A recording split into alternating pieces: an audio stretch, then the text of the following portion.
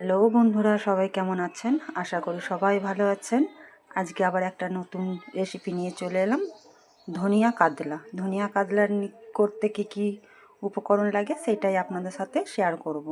তো প্রথমেই কাতলা মাছ নিয়ে নিয়েছি, তারপরে এখানে ধনে পাতা নিয়েছি, রসুন নিয়েছি, আর পেঁয়াজ নিয়েছি, টমেটো কুচি নিয়েছি। এই রেসিপিটা আমি আদা দেব না। তো মাছটায় নুন হলুদ মাখিয়ে নেব। নুন দিয়ে দিলাম,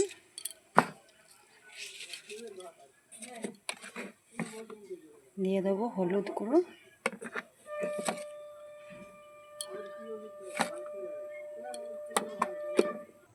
মাছে নুন হলুদ মাখানো হয়ে গিয়েছে, কড়াতে তেলও গরম হয়ে গেছে। মাছগুলো ভেজে নেব।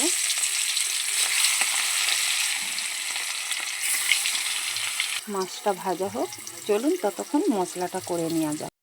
ধনে পাতা, রসুন আর পেঁয়াজটা আমি বেটে নেব।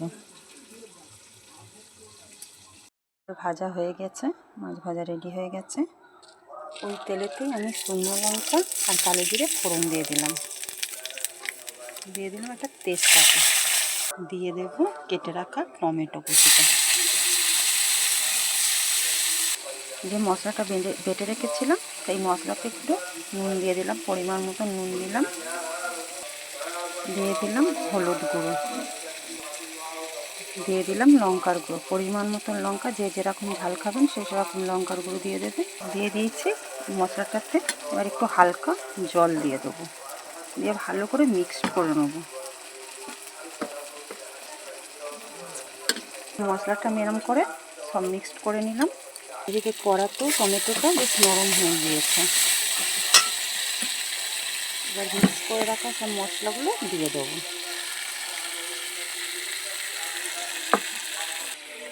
মশলাটা একটু ভালো করে কষিয়ে নেব। তো মশলা আমাদের রেডি হয়ে গিয়েছে। এবার দিয়ে দেবো পরিমাণ মতন জল। তো আমি গ্রেভিটা একটু মাখাই করবো, তো আমি অল্প জল দিয়ে দিলাম। গ্রেভিটা মাখা করবো। আপনারা চাইলে যে যেরকম গ্রেভি রাখতে চান সে সেরকম পরিমাণে জল দেবেন। তো গ্রেভিটা আমাদের ফুটতে শুরু করেছে। এবার একে একে ভেজে রাখা মাছগুলো দিয়ে দেবো।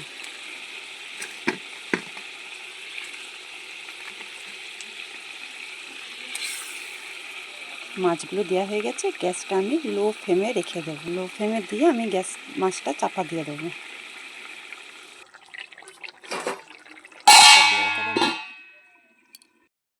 বন্ধুরা, দেখে নেওয়া যাক আমাদের রেসিপিটা কতটা রেডি হয়েছে।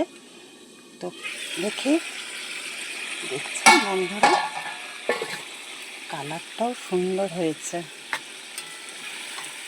গ্রেভিটা গামাকাও হয়ে গেছে। তো আমাদের ধনিয়া কাতলা রেডি। তো ধনিয়া কাতলা আমাদের রেডি হয়ে গিয়েছে। কে কে খেতে পছন্দ করেন বা আপনারা কেরম করে বানান সেটাও আমাকে জানাবেন।